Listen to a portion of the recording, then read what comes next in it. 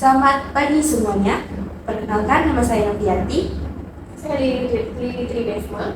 Melalui video ini, kami akan menjelaskan tentang materi yang telah kami pelajari mengenai manajemen perubahan dan konten arah masa depan. Baiklah, kami akan langsung memulai penyampaian materi yang akan disampaikan terlebih dahulu oleh Lili Tridesma. Di sini saya akan menjelaskan materi change management. Change management adalah pendekatan sistematis untuk mengelola perubahan dalam suatu organisasi atau lingkungan kerja. Perubahan dapat berkaitan dengan pengenalan teknologi baru, restrukturisasi organisasi, implementasi proses bisnis yang lebih efisien, pengenalan kebijakan baru, atau perubahan budaya organisasi. Tujuan dari manajemen perubahan adalah meminimalkan resistensi terhadap perubahan dan memastikan bahwa perubahan tersebut berhasil diimplementasikan dengan lancar dan efektif. Dengan adanya manajemen perubahan, organisasi dapat mencapai kesuksesan dalam menghadapi tantangan dan peluang perubahan yang berkelanjutan. Dengan pendekatan yang tepat, organisasi dapat meningkatkan adaptabilitasnya dan menciptakan budaya yang responsif terhadap perubahan. Kemudian di sini ada atribut perubahan. Dalam konteks rekayasa web, perubahan memiliki beberapa atribut penting. Yang pertama, deskripsi menjelaskan sifat perubahan dari sudut pandang pemangku kepentingan yang terpengaruh oleh perubahan. Dan yang kedua, dampak yang menjelaskan bagaimana perubahan akan tampak secara eksternal, apa yang akan dilihat pengguna akhir, dan bagaimana hal itu akan memengaruhi konten dan fungsionalitas internal dari web app. Yang ketiga, target yang menetapkan objek web app yang spesifik, baik konten maupun fungsionalitas yang akan diubah. Dan yang keempat, jalur implementasi yang menggambarkan aspek teknis bagaimana perubahan akan dilakukan. Dan yang terakhir, riwayat yang mencatat kapan perubahan diminta, dievaluasi, dan diimplementasikan serta konten dan fungsionalitas web app yang terpengaruh. Perubahan dan atribut-atribut yang menggambarkannya relatif mudah dikelola untuk proyek kecil. Namun, semakin rumit hal tersebut ketika ukuran proyek rekayasa web bertambah besar. Selanjutnya, kontrol sebuah perubahan yang terdiri dari 4 kelas, yaitu kelas 1, perubahan konten atau fungsi yang memperbaiki kesalahan atau meningkatkan konten atau fungsi lokal. Kontrol perubahan kelas 1 adalah proses mengelola perubahan konten atau fungsi yang memperbaiki kesalahan atau meningkatkan konten atau fungsionalitas lokal. Prosesnya meliputi yang pertama, identifikasi masalah atau perubahan. Ketika ada kesalahan dalam sistem atau perangkat lunak atau ada kebutuhan untuk meningkatkan fungsionalitas lokal, perubahan tersebut diidentifikasikan dan didokumentasikan dengan jelas. Kedua, evaluasi dampak perubahan. Tim pengembangan atau manajemen akan mengevaluasi dampak perubahan tersebut terhadap sistem secara menyeluruh. Yang ketiga, perencanaan dan desain perubahan. Setelah dampak nilai, tim akan merencanakan dan merancang perubahan tersebut. Yang keempat, pengujian sebelum perubahan diimplementasikan secara penuh. Perubahan tersebut akan diuji secara menyeluruh. Pengujian ini bertujuan untuk memastikan bahwa perubahan berjalan dengan baik dan tidak memperkenalkan masalah baru ke dalam sistem. Yang kelima, implementasi perubahan. Setelah perubahan telah melewati tahap pengujian, perubahan tersebut akan diimplementasikan ke dalam sistem secara keseluruhan. Yang keenam, pemantauan dan evaluasi. Setelah perubahan diimplementasikan, sistem akan dipantau untuk memastikan bahwa perubahan tersebut berhasil mengatasi masalah atau meningkatkan fungsionalitas lokal. Yang ketujuh, dokumentasi. Dokumentasi adalah setiap langkah dalam proses perubahan. Kontrol harus didokumentasikan dengan baik, termasuk alasan untuk perubahan, hasil evaluasi, dan hasil akhir dari implementasi perubahan. Selanjutnya, pada kelas 2, perubahan konten atau fungsi yang berdampak pada objek konten lainnya, proyek atau komponen fungsional dalam peningkatan. Dalam konteks kelas 2, perubahan yang dikendalikan melibatkan modifikasi pada konten atau fungsi yang dapat mempengaruhi atau berinteraksi dengan objek konten lainnya. dalam proyek atau komponen fungsionalitas yang sedang ditingkatkan. Beberapa langkah yang umumnya dilakukan dalam perubahan kontrol kelas 2 adalah sebagai berikut. Yang pertama, identifikasi perubahan. Perubahan yang diusulkan harus diidentifikasi dengan jelas dan didokumentasikan dengan rinci. Yang kedua, analisis dampak. Tim pengembangan atau manajemen akan menganalisis dampak perubahan tersebut pada objek konten lainnya dalam proyek atau komponen fungsional yang sedang ditingkatkan. Tujuannya adalah untuk memahami bagaimana perubahan tersebut akan mempengaruhi keseluruhan sistem dan fungsionalitas yang ada. Yang ketiga, perencanaan dan desain perubahan. Setelah dampak dianalisis, perubahan harus direncanakan dengan matang dan dirancang dengan baik. Yang keempat, pengujian. Sebelum perubahan diimplementasikan sepenuhnya, perubahan harus diuji secara menyeluruh untuk memastikan bahwa tidak ada masalah yang muncul dan fungsionalitas tetap terjaga. Yang kelima, implementasi perubahan. Setelah perubahan melewati tahap pengujian, perubahan dapat diimplementasikan ke dalam sistem. Yang keenam, pemantauan dan evaluasi. Setelah perubahan diimplementasikan, sistem akan dipantau untuk memastikan bahwa perubahan tersebut berhasil dan tidak menyebabkan dampak negatif pada komponen lainnya. Yang ketujuh, dokumentasi. Semua langkah dari hasil dalam proses perubahan kontrol harus didokumentasikan dengan baik. Kemudian, kelas 3. Kelas 3 pada kontrol perubahan mengacu pada perubahan konten atau fungsi yang memiliki dampak luas di seluruh web app atau aplikasi web. Perubahan pada tingkat ini melibatkan perubahan yang bersifat signifikan dan dapat mempengaruhi banyak aspek dari aplikasi web tersebut. Beberapa contoh perubahan kelas 3 meliputi: yang pertama, perluasan dan fungsionalitas utama. Perubahan yang memperluas atau menambahkan fungsionalitas utama dalam aplikasi web. Misalnya, jika aplikasi semula hanya menyediakan fitur dasar, namun kemudian mengalami perubahan untuk menambahkan fitur-fitur kompleks baru. Yang kedua, peningkatan atau pengurangan konten yang signifikan. Perubahan pada jumlah atau jenis konten yang ada dalam aplikasi web. Ini bisa berarti penambahan konten baru seperti artikel, gambar, atau produk, atau penghapusan konten yang sudah ada.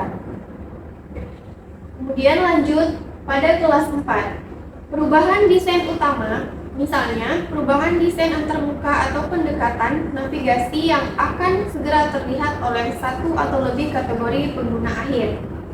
Kelas 4 pada kontrol perubahan mengacu pada perubahan yang desain utama dalam sebuah aplikasi, terutama yang berkaitan dengan desain antarmuka atau pendekatan navigasi. Beberapa contoh perubahan kelas 4 meliputi: yang pertama, perubahan desain antarmuka. Perubahan besar dalam tampilan aplikasi seperti penambahan atau penghapusan elemen desain, perubahan gaya visual, dan perbaikan antarmuka untuk meningkatkan pengalaman pengguna. Yang kedua, perubahan pendekatan navigasi. Perubahan dalam cara penggunaan berinteraksi dengan aplikasi, termasuk perubahan struktur menu, perubahan navigasi, atau perubahan pada tata letak halaman. Yang ketiga, perubahan tampilan berdasarkan perangkat. Jika aplikasi mendukung tampilan pada berbagai perangkat, misalnya desktop, tablet, ponsel cerdas, perubahan dalam desain antarmuka yang sesuai dengan ukuran dan karakteristik perangkat tertentu. Selanjutnya, di sini ada struktur gambar tentang mengelola perubahan untuk web app.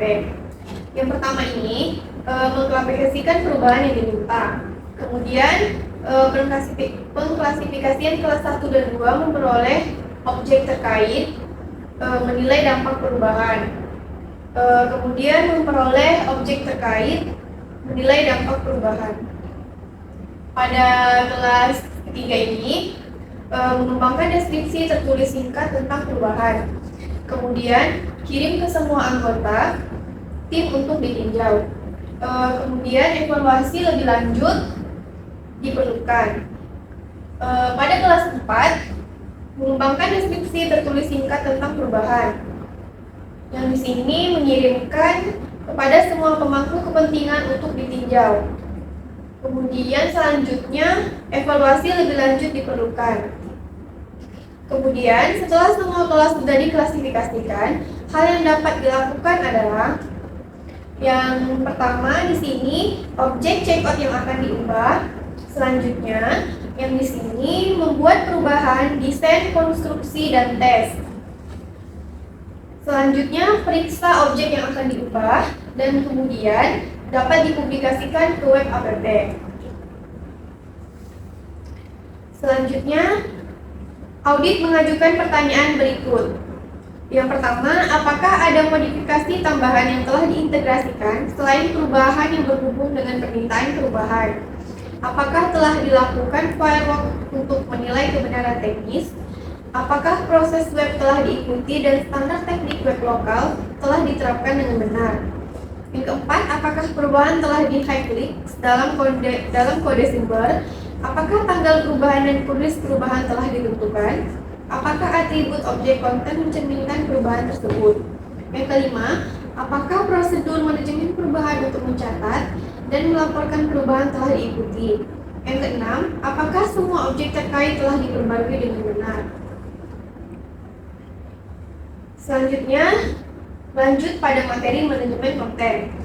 Konten manajemen adalah proses pengelolaan dan pengendalian konten digital, termasuk teks, gambar, audio, video, dan elemen multimedia lainnya dalam suatu sistem atau platform tertentu. Tujuan dari konten manajemen adalah untuk mempermudah pembuatan, penyuntingan, pengelolaan, dan penyebaran konten secara efisien dan terstruktur. Konten manajemen berkaitan erat dengan pengelolaan informasi dan dapat diaplikasikan pada berbagai jenis konten seperti situs web, blog, portal, berita, sistem e-learning, dan platform media sosial. Beberapa elemen penting dalam konten manajemen adalah sebagai berikut. Yang pertama, pembuatan konten. Proses pembuatan konten baru yang meliputi penulisan teks, pengambilan gambar, perekaman video, dan penyiapan elemen multimedia lainnya. Yang kedua, penyuntingan konten, mengubah, memperbarui, atau menghapus konten yang sudah ada untuk menjaga relevansi dan akurasi informasi. Yang ketiga, organisasi dan strukturisasi, menentukan bagaimana konten akan diorganisasi dan diatur sehingga dapat diakses dengan mudah oleh pengguna. Kemudian di sini ada gambar elemen sistem manajemen konten. Sebagai contoh representatif, pertimbangan fitur Save Home yang memungkinkan pengguna akhir untuk merancang tata letak benah lantai atau stage layout untuk ruang yang akan diamankan. Setelah dinding, pintu, dan jendela ditentukan, pengguna akhir dapat menentukan persyaratan untuk perangkat keras pemantauan khusus, misalnya kamera video dan mikrofon. Kemudian Save Home melakukan fungsi internal untuk memilih sensor keamanan yang sesuai, misalnya sensor yang sesuai untuk jendela tipe A, mencari data spesifik tentang sensor tersebut dalam basis data, misalnya persyaratan instalasi, harga, dan kemudian mengumpulkan dan menyusun informasi ini ke dalam sebuah template konten. Halaman web hasilnya dibangun di sisi server dan diberikan kepada browser sisi klien untuk diperiksa oleh pengguna akhir. Referensiasi generik dari ini ditunjukkan dalam gambar 16.2. Kemudian pada elemen sistem manajemen konten, pada kolom pertama ini ada subsistem koleksi yang di dalamnya terdapat akuisisi konten dan penulisan konten. Kemudian pada kolom kedua, subsistem manajemen, di dalamnya terdapat repositori yang berisikan konten, template, dan aturan. Kemudian pada kolom terakhir, ada sistem penerbitan yang di dalamnya terdapat pemformatan dan penerbitan. Setelah ketiga sistem ini telah selesai, maka akan membentuk menjadi browser sisi klien. Selanjutnya, ada sistem pengumpulan. Konten berasal dari data dan informasi non-numerik lainnya yang harus dibuat atau diperoleh oleh pengembang konten. Subsistem pengumpulan mencakup semua tindakan yang diperlukan untuk membuat atau memperoleh konten dan fungsi teknis yang diperlukan untuk mengubah konten menjadi bentuk yang dapat diwakili oleh bahasa markup, misalnya HTML dan XML, dan untuk mengorganisir konten menjadi paket-paket yang dapat ditampilkan dengan efektif di sisi klien. Pembuatan dan pengembalian konten sering disebut sebagai pembuatan konten. Biasanya dilakukan secara paralel dengan aktivitas rekayasa web lainnya dan sering dilakukan oleh pengembang konten yang bukan ahli dalam bidang teknis. Kegiatan ini menggabungkan unsur kreativitas dan penelitian dan didukung oleh alat-alat khusus dan generik yang memungkinkan penulis konten untuk menggambarkan konten dengan cara yang dapat dijadikan standar untuk digunakan dalam web app. Kemudian ada subsistem manajemen. Subsistem manajemen, setelah konten telah dibuat, diperoleh dan dikonversi, konten tersebut harus disimpan dalam sebuah repository. Dicatat untuk diakuisisi dan penggunaan selanjutnya, dan diberi label untuk mendefinisikan yang pertama, status terkini, misalnya apakah objek konten sudah lengkap atau sedang dalam pengembangan. Yang kedua, versi yang tepat dari objek konten, dan yang ketiga, objek konten terkait. Oleh karena itu, subsistem manajemen mengimplementasikan repository yang mencakup elemen-elemen berikut. Yang pertama ada database konten, struktur informasi yang telah dibuat untuk menyimpan semua objek konten. Yang kedua ada kemampuan database, fungsi-fungsi yang memungkinkan CMS untuk mencari objek konten tertentu atau kategori objek, menyimpan dan mengambil objek, dan mengelola struktur file yang telah dibuat untuk konten tersebut. Yang ketiga fungsi manajemen perubahan, elemen fungsional dan alur kerja terkait yang mendukung identifikasi objek konten, pengendalian versi, pengendalian perubahan, audit perubahan, dan pelaporan. Kemudian di sini ada CMS repository. Pada repository CMS terdapat 4 objek konten. Database relasional, ada database objek yang terhubung dengan indeks, toko, pertanyaan, dan mencari. Kemudian terhubung dengan file control dan konfigurasi template, metadata, dan aturan log basis data. Selanjutnya, presentasi selanjutnya akan dilanjutkan oleh teman saya Novianti. Baiklah, saya akan melanjutkan presentasi ini. Di sini ada subsistem penerbitan. Konten harus diekstrak dari repository, dikonversi ke dalam bentuk yang sesuai untuk publikasi, dan diformat sehingga dapat ditransmisikan ke browser sisi klien. Subsistem penerbitan biasanya melakukan tugas-tugas ini menggunakan serangkaian template. Setiap template adalah fungsi yang membangun publikasi menggunakan salah satu dari 3 komponen berbeda. Yang pertama, ada elemen statis, teks, grafik, media, dan script yang tidak memerlukan pemrosesan lebih lanjut ditransmisikan langsung ke sisi klien. Yang kedua, ada layanan publikasi, menyediakan panggilan fungsi klien pemanggil, dan formatting tertentu yang personalisasi konten menggunakan aturan yang telah ditentukan sebelumnya, melakukan konversi data, dan membangun tautan navigasi yang sesuai. Dan yang ketiga, ada layanan eksternal, memberikan akses ke infrastruktur informasi perusahaan eksternal seperti data perusahaan dan aplikasi backroom. Di sini ada kriteria implementasi CMS. Berikut ini adalah 4 kriteria implementasi yang memberikan indikasi tentang kebutuhan akan pengelolaan konten formal dan CMS. Yang pertama, ada volume konten, yang merupakan jumlah kategori kelas, objek konten, dan perkiraan jumlah objek konten dalam setiap kelas. Dan yang kedua, ada jumlah kontributor, merupakan jumlah kontributor konten yang akan membuat konten digunakan oleh website, dan kompleksitas struktur izin yang mengendalikan akses mereka untuk memotivasi konten.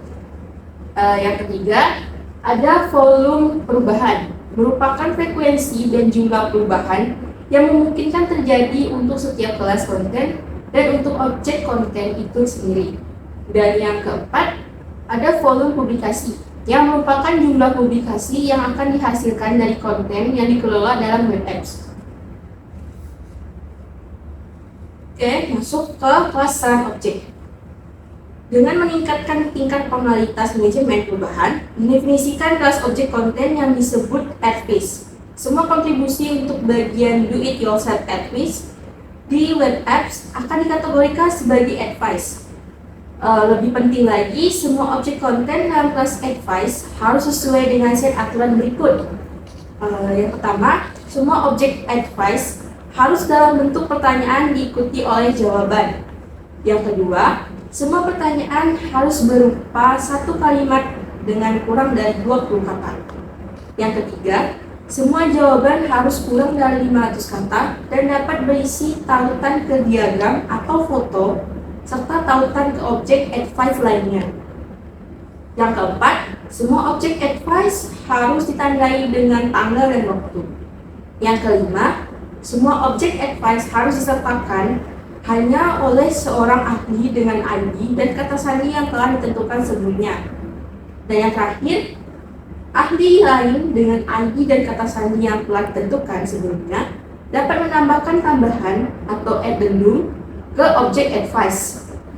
Tambahkan tersebut maksimal 250 kata.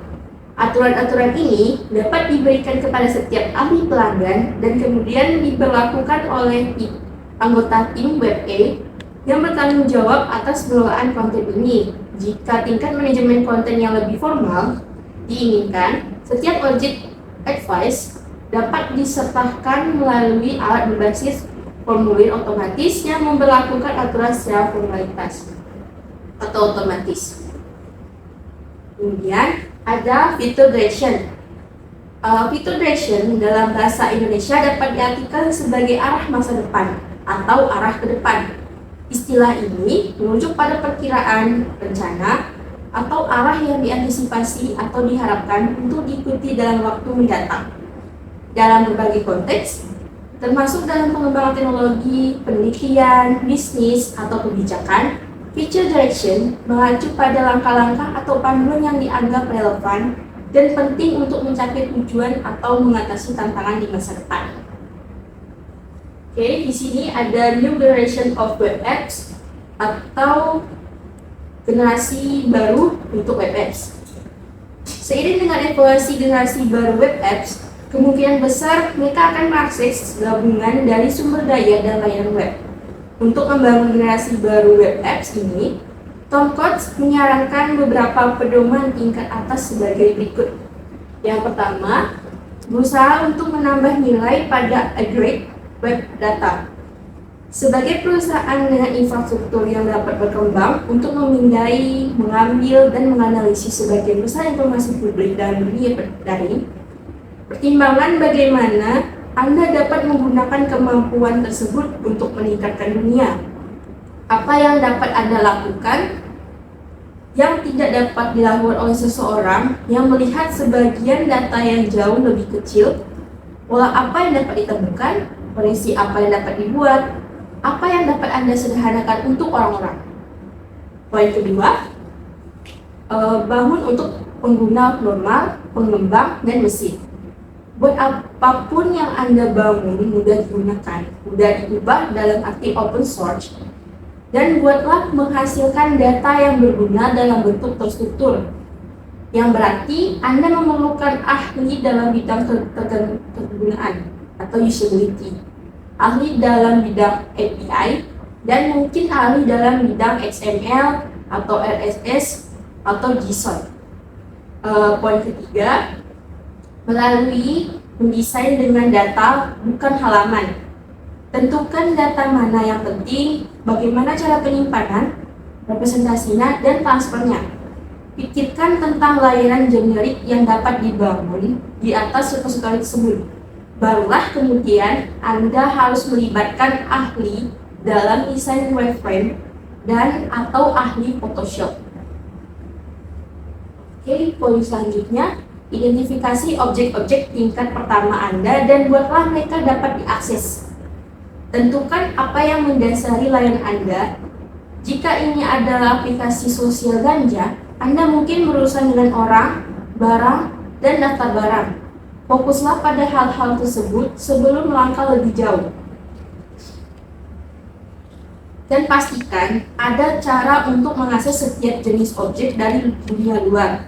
Ini berarti ada URL untuk mengambil informasi tentang suatu barang, daftar, dan lain-lain. Ini adalah blok bangunan yang akan Anda gunakan untuk membuat hal-hal yang lebih kompleks di masa mendatang. Semoga orang lain juga akan melakukannya. Dan poin selanjutnya, gunakan URL yang mudah dibaca, dapat diandalkan dan mudah di-hack. Jika URL sulit dibaca melalui telepon atau terpotong dalam email, Anda belum sampai pada tahap yang benar. Kesederhanaan dan prediktabilitaslah yang menjadi kunci di sini. Pertimbangkan sesuatu seperti HTTP social shopping. Anda dapat menebak apa yang dilakukan URL tersebut, bukan? Mungkin Anda belum sepenuhnya menyadari seberapa pentingnya ini, tetapi jangan biarkan hal itu menghentikan Anda untuk memikirkannya. Hal ini benar-benar penting. Lihat bagaimana sebagian besar URL di Dell ISO US mudah ditebak dan sederhana. Poin selanjutnya, kaitkan dengan skema pengenal eksternal. Jangan menciptakan cara-cara baru yang lengkap untuk mewakili dan atau mengatur hal-hal jika sudah ada mekanisme yang sudah mapan yang dapat berfungsi. Tidak hanya upaya tersebut sia-sia, tapi juga secara signifikan mengurangi kemungkinan orang lain untuk mengadopsinya dan membantu memperkuat platform yang Anda bangun. Anda sedang membangun sebuah platform, apakah Anda percaya atau tidak? Poin selanjutnya, bangun tampil daftar atau list view dan antarmuka manipulasi dalam jumlah banyak atau batch manipulation. Buatlah mudah untuk melihat semua item dari jenis tertentu dan memungkinkan untuk mengeditnya sebagai sebuah grup. Klik melakukan ini saat Anda mengunggah sekelompok foto. Pencarian dan berbagai bentuknya adalah contoh klasik dari list view. Kemudian, buatlah layanan data paralel menggunakan standar, pengembangan, dan kode yang mereka tulis akan ingin mengonsumsi data Anda. Jangan jadikan ini sebagai hal yang diabaikan. Ajak para insinyur Anda untuk memikirkan bagaimana mereka mungkin akan menggunakan data tersebut dan pastikan mereka merancang produk untuk mendukung fantasi-fantasi tersebut. Selalu gunakan standar yang sudah ada atau perluas standar yang ada bila diperlukan. Poin terakhir, buat data Anda sebisa mungkin mudah ditemukan. Nama dan atribut yang Anda gunakan harus deskriptif bagi pengguna dan pengembang, bukan hanya sebagai produk sampingan dari sistem internal berproperti, tetapi mereka dibangun. Ini berarti berpikir seperti orang luar dan melakukan sedikit pekerjaan tambahan. Panduan-panduan ini dapat menyiapkan fondasi filosofi yang sederhana untuk mengembangkan web apps web 2.0. Oke. Di sini menampilkan beberapa perbedaan dari web 1.0 dan web 2.0. Pada web 1.0 terdapat double click, foto, Akamai, MP3 Core, Britannica Online, personal website, e-file, domain name speculation, page view, screen scraping, publishing, content management system, directory atau taxonomy, dan stickiness. Pada web 2.0 ada Google AdSense, Flickr, BitTorrent, Napster, Wikipedia, blogging, upcoming, search engine automation, cost per click, web service participant, wikis, tagging atau taxonomy, dan yang terakhir syndication. Oke, pada slide selanjutnya ada kompetensi inti web 2.0. Berikut ini beberapa hal yang diyakini sebagai kompetensi inti dari perusahaan web 2.0. Pada poin pertama, ada layanan, bukan perangkat lunak berpaket dengan skalabilitas yang hemat biaya. Kedua, kontrol atas sumber data unik yang sulit untuk diprediksi yang menjadi lebih kaya ketika semakin banyak orang menggunakannya. Poin ketiga, percaya pada penggunaan sebagai co-developer. Dan keempat, manfaatkan kecerdasan kolektif. Kelima, manfaatkan ekor panjang melalui layanan mandiri pelanggan. Dan keenam, pelanggan lunak di atas tingkat perangkat tunggal. Ketujuh, antarmuka pengguna, nyaringan, mode pengembangan, dan mode bisnis. Oke, slide selanjutnya. Di sini ada gambar yang menampilkan skema evaluasi web 2.0. Di bagian atas ada aplikasi statis, aplikasi aktif, dan aplikasi di mana-mana. Terus yang di sebelah kiri sini ada didorong oleh informasi dan digerakkan secara fungsional. Pada kotak pertama ada konten statis yang mengarah ke functionality statis. Kemudian fungsi statis mengarah pada konten aktif yang mengarah ke 3 kotak. Yang pertama di bawah yaitu functionalitas aktif, dan kotak kedua ada konten yang tersedia, dan yang kotak ketiga fungsionalitas yang tersedia. Oke, next. Di sini ada tantangan terbesar rekayasa web. Yang pertama, memperbaiki proses rekayasa web dengan cara yang memungkinkan untuk menjadi lebih gesit, dapat beradaptasi, dan efektif, dengan menyadari bahwa proses tersebut seharusnya tidak menghalangi solusi yang baik, tetapi tidak adanya proses sama sekali seringkali dapat mengarahkan pada solusi yang buruk. Poin selanjutnya, mengakui bahwa sifat solusi web apps yang diinginkan seringkali akan berkembang selama proses pengembangan, dan bahwa menciptakan solusi yang tepat sering melibatkan interaksi kompleks antara sistem baru dan perubahan pada proses dan perilaku yang sudah ada, dan bahwa banyak perubahan ini tidak akan menjadi jelas sampai sistem berada dalam posisi yang sedang berjalan. Poin selanjutnya, poin ketiga, mengembangkan metode dan teknik yang memberikan wawasan yang lebih baik tentang masalah dan pemahaman yang lebih baik tentang solusi berbasis web, dengan menyadari bahwa metode dan teknik bukan pengganti komunikasi manusia dan pemahaman yang bermakna tentang masalah. Poin terakhir, mengelola perubahan dengan cara memenuhi sifat dinamis dari lingkungan bisnis abad 21, tetapi pada saat yang bersamaan menghindari kekacauan yang dapat ditimbulkan dari perubahan yang tidak dikendali. Oke, di sini ada gambar yang menampilkan perbedaan antara web 2.0 dengan web 3.0. Pada web 2.0 dibangun atas konsep kolaborasi, partisipasi pengguna, dan konten dinamis. Pada web 3.0 berfokus pada penggunaan data terstruktur, ontologi, dan semantik untuk memberikan pengalaman online yang lebih terarah dan personal. Sedangkan pada web 2.0 lebih berfokus pada interaktivitas, sosial media, dan aplikasi berbasis cloud. Teknologi web 2.0 memungkinkan para pengguna untuk berbagi informasi, berinteraksi dengan konten, dan berpartisipasi dalam menciptakan konten. Sedangkan pada web 3.0 dibangun di atas teknologi kecerdasan buatan, analisis data, dan semantik web untuk menyajikan informasi secara lebih konseptual dan terkait. Ada contoh dari web 2.0 seperti situs jejaring sosial, yaitu Facebook, layanan berbagi video seperti YouTube, dan platform blog seperti WordPress. Sedangkan contoh dari web 3.0 itu seperti asisten virtual seperti Siri dan Alexa, mesin pencari yang lebih cerdas seperti Google Knowledge Graph, dan aplikasi yang menggabungkan data dari berbagai sumber untuk memberikan solusi yang lebih cerdas dan terintegrasi.